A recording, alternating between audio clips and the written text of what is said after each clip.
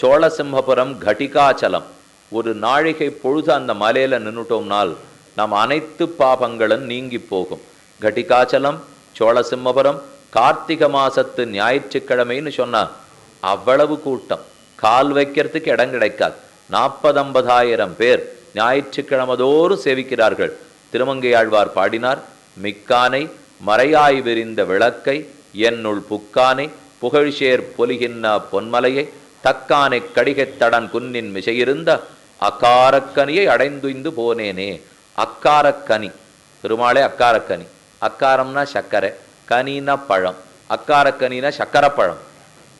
சக்கரப்பழம்னா பண்ணி பார்த்துள்ளலாமே. அதுவும் இது கர்நாடக மாநிலம். இந்த பக்கத்துல தான் நிச்சயதார்த்தமோ ஜான்வாசமோ கல்யாணமோ எல்லாம் கல்கண்டுல பொம்மை பண்ணி வைப்பாளோ இல்லையோ. ஷஹப்பு கல்கண்டுல விதவிதமா சீர் வச்சுடுறமே. திருமங்கையாழ்வார் அதைத்தான் பாடியிருக்காரோ என்னமோ. ஏன்னா அக்காரக்கனின்னு அன்னைக்கே பாடியிருக்கார். நம்ம ஊருக்கு வந்திருக்கார், பெருமாளை சேவிச்சிருக்கார். அதனால தான் அக்காரக்கனியை பற்றி தெரிஞ்சுன்னு போய் பாடிவிட்டார்.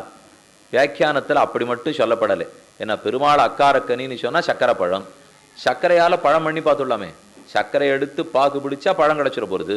இவ்வளவுதானா பெருமாள்னு கேட்க மாட்டோமா? அவ்வளவுதான் பெருமானுக்கு இனிமை அல்ல. அப்போ வியாக்கியானத்திலே நம் பூர்வாச்சாரியர்கள் அக்காரக்கனிங்கிறதுக்கு அர்த்தம் சொல்றா, சர்க்கரையை விதையா விதைக்கணுமா, சக்கரை மரமா முளைக்கணுமா, சக்கரை மரம் பழுக்கணுமா, அந்த பழம்தான் சக்கரை பழமா.